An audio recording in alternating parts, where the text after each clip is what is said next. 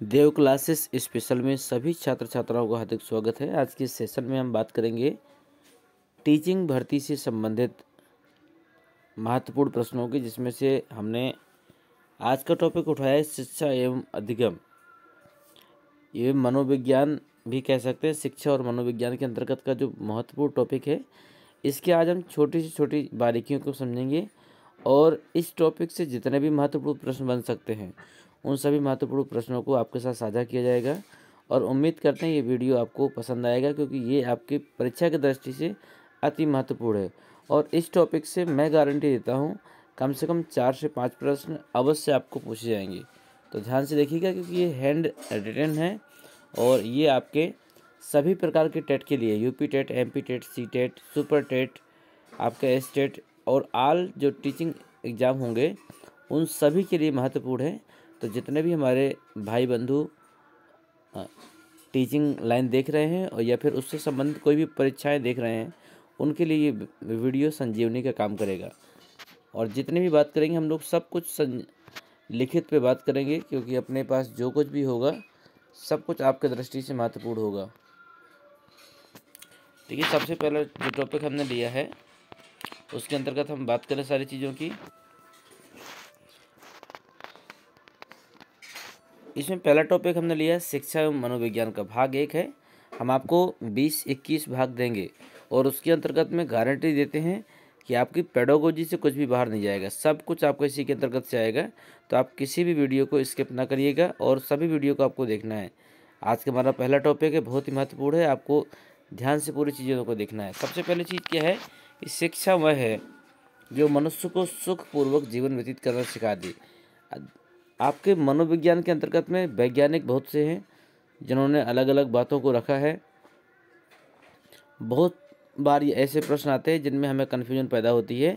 तो जितने भी सिद्धांत हैं उनको हमने समेट कर एक जगह रखा हुआ है और वो सारे सिद्धांत आपको ध्यान देना है। देखिए, पहला चीज़ है शिक्षा वह है जो मनुष्य को सुखपूर्वक जीवन व्यतीत करना सिखाती है। ये किसकी दृष्टि में बोला गया है? ये चावारकों की दृष्टि में ये बात हुई है कि जो सुखपूर्वक जीवन व्यतीत करना सिखाए वही हमारी शिक्षा होती है। तो यदि इसका ऑप्शन चावारको आता है तो आप इसको टिक कर सकते हैं। अगला एक वैज्ञानिक हुए हैं हर्बर्ट स्पेंसर। इन्होंने बोला है कि शिक्षा का अर्थ है अंतः शक्तियों का बाह्य जीवन से समन्वय स्थापित करना। समन्वय का मतलब होता है कि जो हमारे अंतर्गत की अंतः शक्तियाँ हैं उसको हमें बाहरी जीवन में दर्शाना है, उनके साथ में हम लोगों को एक संबंध स्थापित करना है और एक तौर तरीके से उस हमें जीवन को आगे बढ़ाना है। तो ये चीज़ें बोली हैं किसने? हर्बर्ट स्पेंसर ने। तो कथन ध्यान दीजिएगा कि जो कथन जिसने बोला है आपको उसी में टिक करना है।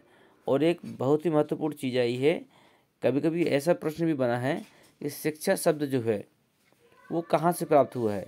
तो आपको शिक्षा शब्द जो है वो संस्कृत भाषा की शिक्ष धातु से प्राप्त हुआ है और इसमें आ प्रत्यय लगाने से ये शिक्षा बन गया है। ये प्रश्न कई बार आता है कि लैटिन भाषा से बना है, संस्कृत भाषा से बना है, या अरबी भाषा से या हिंदी भाषा से, कुछ भी आपका अलग अलग आ सकता है। तो शिक्षा शब्द जो है आपका वो संस्कृत भाषा की शिक्ष धातु से बना है और यदि इसी में आप आ प्रत्यय लगा देते हैं बाद में तो आपका शिक्षा शब्द बन जाता है। इसका और भी कुछ अर्थ होता है।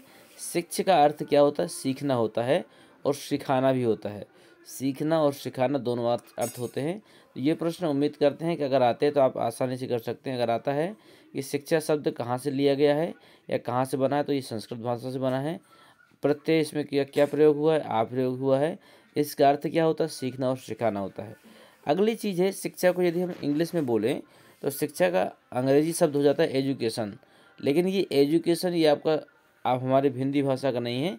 एजुकेशन आपका लैटिन भाषा का शब्द है जो बना है आपका एजुकेटम से।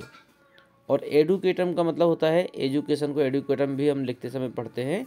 तो ए डी यू, ई को यदि अलग कर दिया जाए तो ई का अर्थ हो जाता है अंदर से, और ड्यू को एजुकेशन है ना, तो यहाँ से हमने ड्यू को ले लिया। तो और ड्यू को अर्थ होता है आगे बढ़ना। तो यदि आपसे अलग अलग अर्थ पूछ जाए कि एजुकेशन शब्द कहाँ से लिया गया है, तो आपका लैटिन भाषा के एजुकेटम शब्द से लिया गया है। और इसका अर्थ होता है, ई का अर्थ होता है अंदर से और ड्यू का अर्थ होता है आगे बढ़ना। ये बहुत अच्छी चीज़ दी गई है। कहता है प्रत्येक बालक में जन्म के साथ कुछ न कुछ जन्मजात शक्तियाँ होती हैं, ये बीज के रूप में उसमें समाहित होती हैं। ध्यान दीजिएगा, आपने भी देखा होगा कि जो भी बालक होते हैं उन्हें कुछ ना कुछ शक्तियाँ जो होती हैं वो जन्म के समय पे ही मिल जाते हैं। जैसे आपका सुनने की शक्ति हो गई, पहचानने की हो गई, या फिर इसके अतिरिक्त और भी बहुत सारी चीज़ें होती हैं। यदि उनके माता पिता का रंग अच्छा है तो उसको रंग वो भी चीज़ें मिल सकती हैं। यदि वो शिक्षित है और इंटेलिजेंट है तो आपकी वो भी चीज़ें हो सकती हैं। तो कुछ चीज़ें उसको जन्म से ही मिल जाती हैं। जो कहते हैं जो उच्च वातावरण के साथ संबंध स्थापित होने पर बाह्य रूप में प्रकट होती हैं। यदि उसे जो शक्तियाँ मिली हैं माँ बाप के द्वारा या फिर जन्म के साथ जो शक्तियाँ दी गई हैं उसे, तो वो चीज़ें आपकी बाह्य वातावरण के रूप में कभी कभी प्रकट होकर आती हैं। तो ये चीज़ें आपकी ध्यान देने लायक है। अगला है स्वस्थ शरीर में स्वस्थ मस्तिष्क का निर्माण होता है। ये कथन किसका है? आपको अलग अलग कई ऑप्शन दे देगा।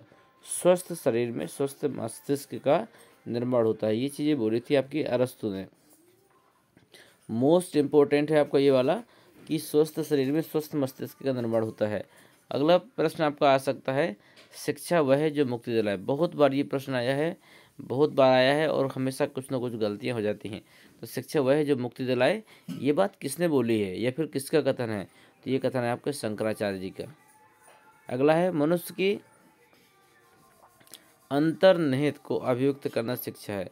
ये भी किसी न किसी का कथन होगा। तो ये कथन है आपका स्वामी विवेकानंद जी का है। मनुष्य की अंतर्निर्मित या अंतर्निहित जो शक्तियाँ हैं उनका अभिव्यक्त करना शिक्षा है। ये बात किया था स्वामी विवेकानंद ने। उन्होंने बोला कि मनुष्य के अंदर जो छुपी हुई शक्तियाँ हैं उनको यदि वो व्यक्त करना सीख जाए या व्यक्त करने लगे तो यही चीज़ें उसकी शिक्षा कहलाती हैं।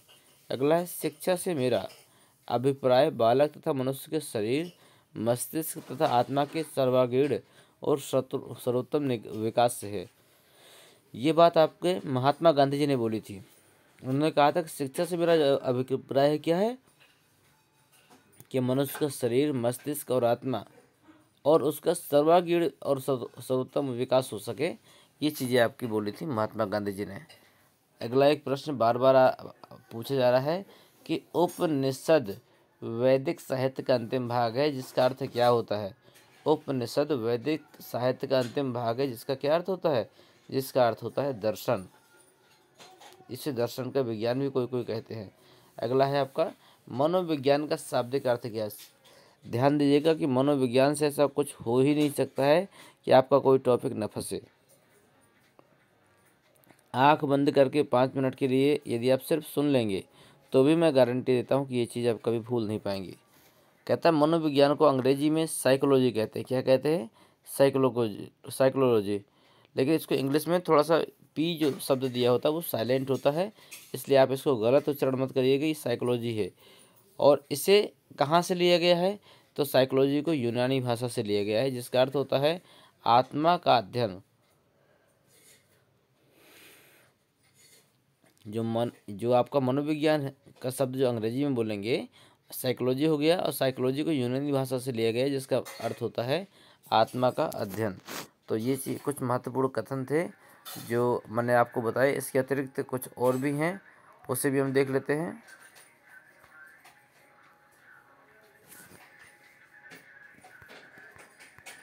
देखिए, समय के अनुसार कुछ मनोवैज्ञानिक थे जिन्होंने अपने अपने मत रखे। देखिए, एक ही परिभाषा को 10 अलग अलग वैज्ञानिक कुछ ना कुछ मॉडिफाई करके बताते हैं, तो हमें सुननी सबकी है। और यदि पेपरों में आता है तो उसी हिसाब से जिसके द्वारा जो परिभाषा दी गई हो उनको हमें पेपर में भी दर्शाना है या फिर विकल्प टिक करना है। तो देखिए, पहली परिभाषा थी प्राचीन काल या जो ग्रीक युग हुआ, तो प्राचीन काल के समय पे 2 वैज्ञानिक रहे, एक था प्लेटो, एक था अरस्तु। इनके अनुसार क्या था? इनके अनुसार था मनोविज्ञान का विषय आत्मा। मनोविज्ञान का विषय क्या है? आत्मा को माना गया है। वो उन्होंने मनोविज्ञान को आत्मा का विषय माना है। एक मध्य युग में पाम्पोलोजी नाम के वैज्ञानिक आए, इन्होंने मनोविज्ञान का जो विषय वो मन माना है। उन्होंने आत्मा माना था और उन्होंने क्या मान लिया? मन मान लिया है। इसी प्रकार आधुनिक युग में कुछ महत्वपूर्ण वैज्ञानिक है जैसे विलियम जेम्स हो गया, विलियम वुड हो गया और जेम्स सली हो गया। ये जो वैज्ञानिक है इन्होंने क्या माना, इन्होंने माना कि मनोवैज्ञानिक का जो विषय है वो क्या है, चेतना है। मनोविज्ञान का जो विषय है वो क्या है, चेतना है। अगला है समकालीन वैज्ञानिक। समकालीन में कौन से है, समकालीन में आपके बहुत सारे हो गए जो कि सबसे ज़्यादा इस समय पूछे जाते हैं, जिसमें स्किनर हो गए, पावलाव हो गए, वुडवर्थ हो गए, वॉटसन हो गया। ये सारे वैज्ञानिक ये मान के चलिए ये किसी न किसी कारणों से वो इतना फेमस है कि आपके हर परीक्षाओं में पूछे जाते हैं। और इन सब का क्या मत था, इन सब का मत था कि मनोविज्ञान को व्यवहार का विज्ञान माना जाए, या मनोविज्ञान को व्यवहार का विज्ञान माना जाता है।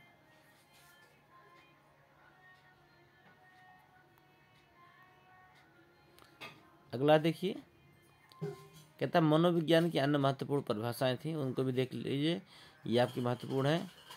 इसमें कहता है national society of college teacher of education संस्था कहाँ स्थित है, ध्यान दीजिएगा। National society of college teacher of education संस्था कहाँ पर स्थित है, तो ये आपके अमेरिका में स्थित है। ठीक है, इसके अलावा अब हम कथन देख लेते हैं। मैकडूगल ने क्या कहा है मनोविज्ञान को। मैकडूगल बोलते हैं कि मनोविज्ञान आचरण एवं व्यवहार का यथार्थ विज्ञान है। जो मनोविज्ञान वो कैसा है, आचरण एवं व्यवहार का यथार्थ विज्ञान है। एक वैज्ञानिक थे वाटसन, उन्होंने बोला है कि मनोविज्ञान को व्यवहार के रूप में धनात्मक विज्ञान के रूप में परिभाषित किया जाता है। मनोविज्ञान को व्यवहार के विज्ञान के रूप में परिभाषित किया जाता है। एक और वैज्ञानिक थे आपके कार्ल सनेक थे, उन्होंने कुछ महत्वपूर्ण चीज़ें बोली हैं। उन्होंने कहा है कि शिक्षा और मनोविज्ञान के सर्वप्रथम व्यावसायिक सिद्धांतों में से एक सिद्धांत प्लेटो का भी था। किसने बोला ये चीज़ें, कार्ल सनेक ने बोला कि एक जो सिद्धांत था वो प्लेटो का भी था, परंतु अमेरिकी वैज्ञानिक या मनोवैज्ञानिक स्किनर ने शिक्षा मनोविज्ञान का प्रारंभ किसके माना गया है, प्लेटो के शिष्य अरस्तु को माना गया है। मतलब शिक्षा मनोविज्ञान का जो शुरुआत हुआ जो वो किसको माना गया, प्लेटो का शिष्य जो था वो कौन था, अरस्तु था, उसी से माना गया था। अगला है आपका एडवर्ड एल थॉर्नडाइक को अभ्यास एवं थॉर्नडाइक को प्रथम शैक्षिक मनोवैज्ञानिक माना जाता है। एडवर्ड एल थॉर्नडाइक को अभ्यास एवं थॉर्नडाइक को शैक्षिक मनोविज्ञान प्रथम माना जाता है। अगला है विलियम जेम्स ने क्या है, तो विलियम जेम्स क्या कहते हैं कि मनोविज्ञान विषय का चेतना है, या विषय चेतना है। मनोविज्ञान का विषय क्या है, चेतना है। और प्लेटो क्या बोलते हैं, वो कहते हैं कि मनोविज्ञान का विषय आत्मा है। और मैकडूगल ने क्या कहा है, मैकडूगल ने बोला है कि मनोविज्ञान आचरण एवं व्यवहार का विज्ञान है, या मनोविज्ञान आचरण एवं व्यवहार का यथार्थ विज्ञान है। तो ये परिभाषाएं थी कुछ महत्वपूर्ण जो वैज्ञानिकों के द्वारा दी गई। उम्मीद करते हैं कि हमारे द्वारा दी गई चीज़ें क्लियर हुई होंगी, और इन्हीं परिभाषाओं से संबंधित कुछ प्रश्न आपके हैं जो परीक्षाओं में पूछे गए हैं, तो उनको आप धैर्यपूर्वक बताएंगे। और उम्मीद करते हैं ये जो परिभाषाएं आपने पढ़ी हैं इसी बेस पे ये सारे प्रश्न होंगे और आपकी सारी चीज़ें ऑटोमेटिक बन जाएंगी। तो फटाफट देखिए पहला प्रश्न और बताइए कि क्या हो सकता है। पहला प्रश्न कहता है शिक्षा मनोविज्ञान जो है, ये जो पुस्तक लिखी गई ये किसके द्वारा लिखी गई थी, ये आपको बताना है। तो फटाफट देखिए और बताइए शिक्षा मनोविज्ञान नामक पुस्तक किस मनोवैज्ञानिक द्वारा लिखी गई है। तो ये पहले में आप बी नंबर टिक कर लेने, ये एडवर्ड एफ थॉर्नडाइक, इन्होंने आपकी शिक्षा मनोविज्ञान नाम की पुस्तक लिखी थी। दूसरा प्रश्न इसमें शिक्षा क्या है, तो शिक्षा भी हम कुछ देर पहले चर्चा कर रहे थे। शिक्षा क्या है, शिक्षा आपकी एक सामान्य विधि है या फिर विद्यालय तक सीमित है। तो देखिए सामान्य विधि तो हो नहीं सकती है, दूसरे कहते हैं विद्यालय तक सीमित है तो ये भी नहीं हो सकती है, और चौथा क्या कहता है, कोई नहीं, ये भी नहीं हो सकता है। तो एक ही पॉइंट बचता हमारे पास, शिक्षा जीवन पर्यंत चलने वाली क्रिया है। और बात भी सही है कि हम आप लोग पूरा जीवन सीखते हैं कुछ ना कुछ, और ये क्या है, इस तरह हम कह सकते हैं कि ये पूरे जीवन चलने वाली प्रक्रिया है। अगला है राष्ट्रीय जीवन में शिक्षा का क्या कार्य है। राष्ट्रीय जीवन में शिक्षा का क्या कार्य है। राष्ट्रीय जीवन में शिक्षा क्या कार्य है? एक कहता है अंतर्राष्ट्रीय महत्व का बोध, एक होता है वाणिज्य समझ, एक होता है विकास, और अगला है आपका राष्ट्रीय संस्कृति की एकता को बनाए रखना। तो हमें तो सबसे ज़्यादा महत्वपूर्ण आपको यही लगा, राष्ट्रीय संस्कृति की एकता को बनाए रखना।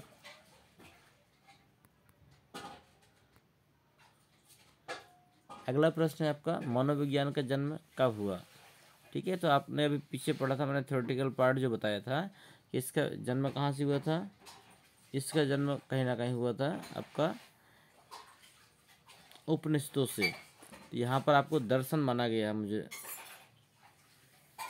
मनोविज्ञान का जन्म कहाँ से हुआ था? ये दर्शन से हुआ था, क्योंकि भूगोल है नहीं है, संस्कृत है नहीं, नीति शास्त्र है नहीं, तो हमारे पास बचा दर्शन, और यही आपका सही भी, क्योंकि आप पढ़ चुके हैं। अगला है शिक्षा मनोविज्ञान एक स्वतंत्र विषय के रूप में आया। कब आया था?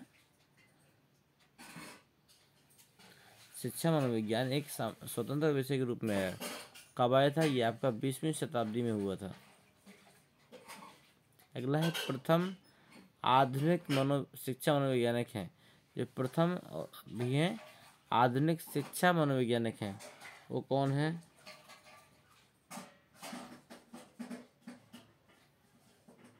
इसमें पहला दिया गया है आपका विलियम जेम्स, विलियम वुड और एडवर्ड एल थॉर्नडाइक या पी.एफ. स्किनर। इसमें से कौन होगा छठवें का? इसमें मैं सीधे बता देता हूँ, क्योंकि वैज्ञानिकों का नाम है, इसमें कोई दिक्कत नहीं है आपको सारांश बताने का। ये आपका होगा बी नंबर, ये इसमें है आपका 6 नंबर है, 6 का आपको हो जाएगा एडवर्ड एल थॉर्नडाइक, तो ये आपका सी नंबर हो जाएगा। अगला कहता है मुक्ति के कितने प्रकार हैं? मुक्ति के कितने प्रकार हैं? तो मुक्ति के आपके 2 प्रकार होते हैं, इसको बताया गया है। अगला मैंने बताया भी है पीछे कि एजुकेटम शब्द कहाँ से लिया गया है? 8वां नंबर, एजुकेटम को लिया गया है लैटिन भाषा से। अगला है शिक्षा वह है जो मुक्ति दिलाई। ये किसने कहा है? आपने पढ़ा होगा, ये आपके दिया गया है विवेकानंद जी के द्वारा दिया गया है। इतनी गलत हो गया, ये विवेकानंद नहीं है, आपका शंकराचार्य जी ने बोला था, क्योंकि मैंने शुरुआत में ही आपको बताया था। 1 मिनट देख लेते हैं, कोई डाउट वाला ना रहे।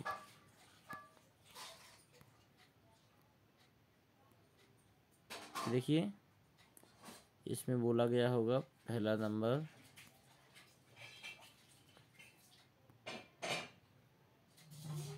देखिए शंकराचार्य जी ने बोला था, लिखा हुआ है सामने, शिक्षा वह जो मुक्ति दिलाए। तो कंफ्यूज नहीं होना है आपको।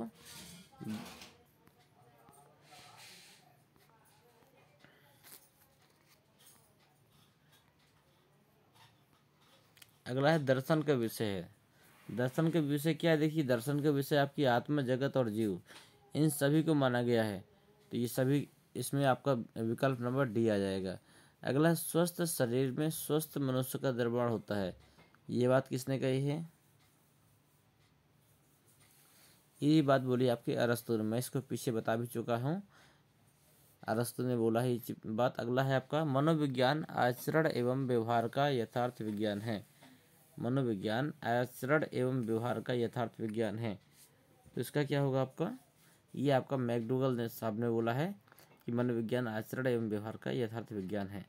अगला है मनोविज्ञान के व्यवहार में या फिर मनोविज्ञान में व्यवहार का अध्ययन किया जाता है। ये बात किसने कही है? मनोविज्ञान में व्यवहार का अध्ययन किया जाता है, तो इसमें कौन सा सही है? ये बात आपकी स्किनर ने बोली है कि मनोविज्ञान आचरण एवं व्यवहार का यथार्थ विज्ञान है। ये बात किसने बोली है? ये बात आपकी मैकडूगल ने बोली है। अगला देखते हैं, अगले में कहता है मनोविज्ञान में व्यवहार का अध्ययन किया जाता है। मनोविज्ञान में व्यवहार का अध्ययन किया जाता है, ये बात किसने बोली है? ये बात आपकी वाटसन ने बोली है।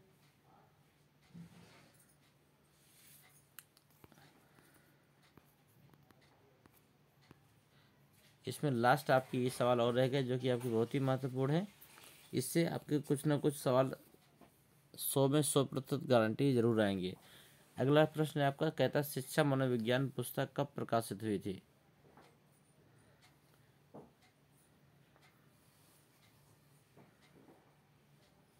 ये आपकी हुई थी 1913 में या 1926 में या 1923 में या 1928 में।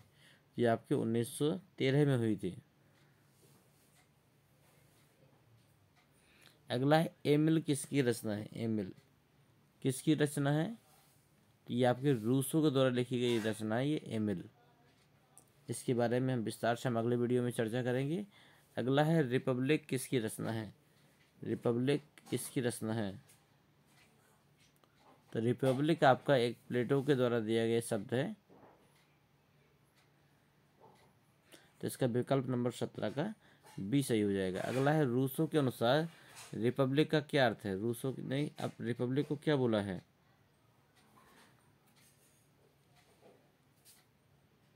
रूसो के अनुसार रिपब्लिक का क्या विषय था? तो रूसो के अनुसार जो रिपब्लिक का विषय होगा वो क्या होगा आपका? शिक्षा होगी। अगला मनोविज्ञान का जन्म कब हुआ? मनोविज्ञान का जन्म आपका दर्शन से हुआ है, दर्शन शास्त्रों से हुआ है। आपका दर्शन लगा देंगे तो ये आपका डी नंबर सही हो जाएगा। अगला है आपका शिक्षा मनोविज्ञान में अध्ययन होता है, किन चीज़ों का अध्ययन होता है? शिक्षा मनोविज्ञान में अध्ययन होता है और किन चीज़ों का होता है? तो देखिए, व्यवहार अकेला या फिर व्यवहार के साथ परिवर्तन या फिर व्यवहार के परिमार्जन के लिए व्यवहार का अध्ययन। तो ये आपके 4 विकल्प में से आपका विकल्प नंबर सी सही होगा। तो उम्मीद करते हैं कि आज का जो वीडियो है थोड़ा सा लंबा ज़रूर था, लेकिन इसमें आप बहुत कुछ सीखेंगे। पूरे एक टॉपिक को कवर किया गया है और उम्मीद करते हैं कि इस फिजिक्स में आपकी सारी चीज़ें पढ़ी हुई आपके पेपरों में मिले। इसके लिए ज़रूरी है आपको भी साथ में ही मेहनत करनी होगी। और आपका मनोविज्ञान जो है एक ऐसा विषय है जो विज्ञान से संबंधित नहीं है। ये आपके अलग अलग परिभाषाओं को देखें तो ये आपके कहीं ना कहीं साइकोलॉजी की चीज़ें हैं और ये चीज़ें आपकी विज्ञान से थोड़ा सा हट के हो जाती हैं। तो ये चीज़ें आपको ध्यान देनी है और उम्मीद करते हैं आपके अच्छे अंक अर्जित करेंगे। इसी के साथ हम इस वीडियो को यहीं समाप्त करते हैं। मिलते हैं आपसे अगले वीडियो में।